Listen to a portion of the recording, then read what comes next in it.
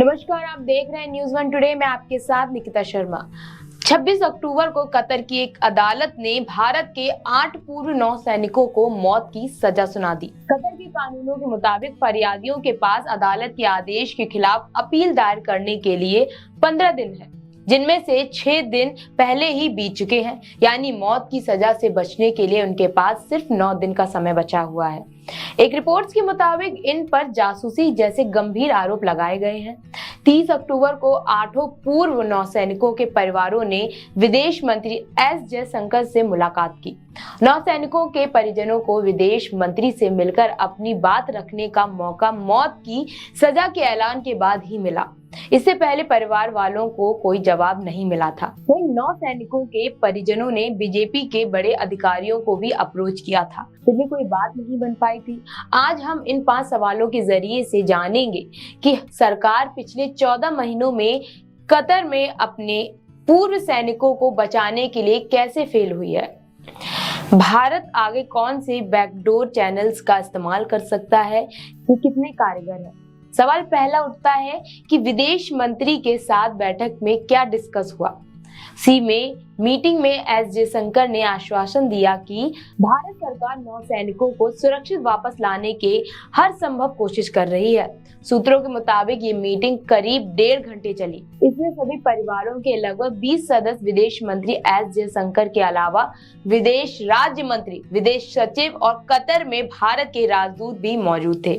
विदेश मंत्री के सामने भारतीय नौसैनिकों की पत्नियां और महिला सदस्य रो पड़ी। परिवार के कुछ सदस्य भी पूरे मामले को लेकर सरकार के रुख से नाराज बताए जा रहे हैं। वहीं उनका मानना है कि जो नौसैनिक देश का सम्मान है, वो 14 महीने से विदेशी जेलों में कैद हैं। उन्हें शारीरिक और मानसिक यातनाएं दी जा रही हैं। विदेश मंत्रालय के अधिकारियों के मुताबिक भारत सरकार को 1 महीने में पूरे मामले को लेकर पॉजिटिव रिजल्ट मिलने की उम्मीद है। हालांकि सूत्रों ने बताया कि सरकार इस चुनौती से कैसे निपटेगी, इसे लेकर कोई जानकारी नहीं दी है। वहीं सवाल अब दूसरा उठता है, सरकार नौसैनिकों को मौत से बचाने के लिए कौन से चैनल का इस्तेमाल कर रही है। मैं आपको बता दें कि भारत कतर को मनाने के लिए तुर्की की मदद ले रही है। तुर्की के मदद के शाही परिवार के साथ अच्छे संबंध हैं, इसलिए सरकार ने उसे मध्यस्थता के लिए अप्रोच किया है। भारत सरकार ने मदद के लिए अमेरिका से भी बात की। इसकी वजह से ये रणनीतिक तौर पर अमेरिका की कतर पर ज्यादा मजबूत पकड़ रही है।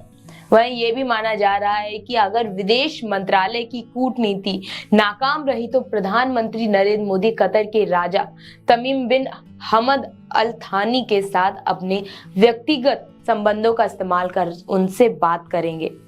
भारत सरकार ने मामले को संभालने के लिए कतर में पूर्व भारतीय राजदूत दीपक मित्तल को शामिल किया है। जब 8 पूर्व नौसैनिकों को गिरफ्तार किया गया तब दीपक कतर में ही तैनात थे।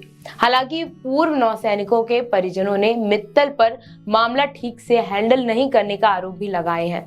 सवाल अब तीसरा उठता है कि पिछले 14 महीनों में कैसे पूर्व नौसैनिकों को बचाने में फेल रही सरकार। वहीं विदेश मंत्रालय पिछले साल अगस्त में शुरू हुए इस 14 महीने पुराने मुद्दे पर तेजी से एक्शन लेने में फेल रहा है। एक्स सर्विसमैन और नौसैनिकों के परिवार वालों ने बैठक के बाद कहा कि मंत्रालय के अधिकारियों ने इस मुद्दे को लेकर मीडिया से बात करने से इनकार किया।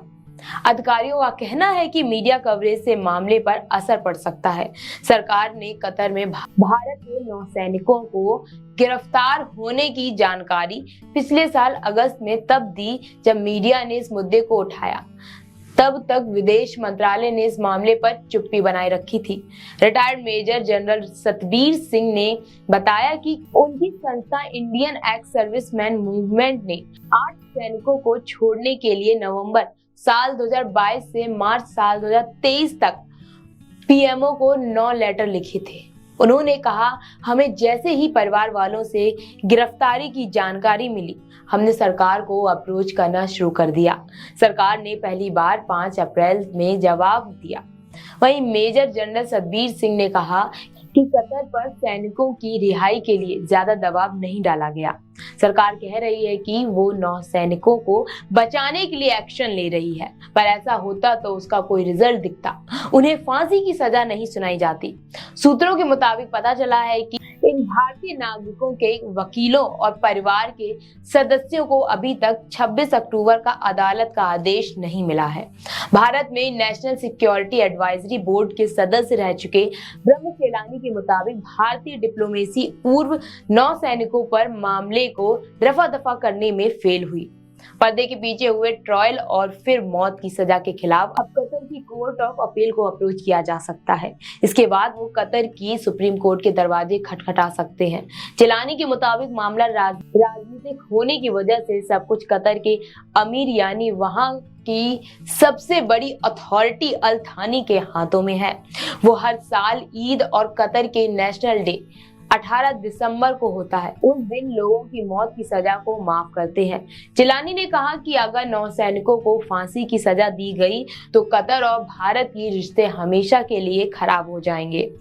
अब सवाल चौथा उठता है कि परिवार के लोग पहले भी कतर जाकर इन 9 सैनिकों से मिले थे। 8 पूर्व 9 सैनिकों के परिवार वालों ने कतर जाकर उनसे बात की है।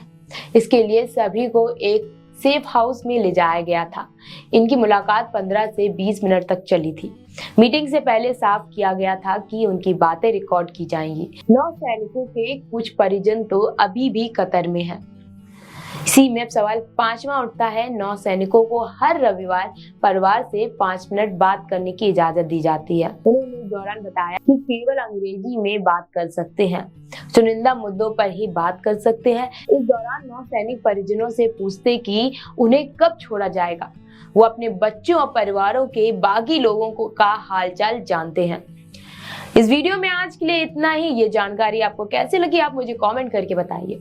वीडियो को लाइक कमेंट शेयर करना ना भूलिएगा। देखते रहे मेरे साथ न्यूज़ 1 टुडे।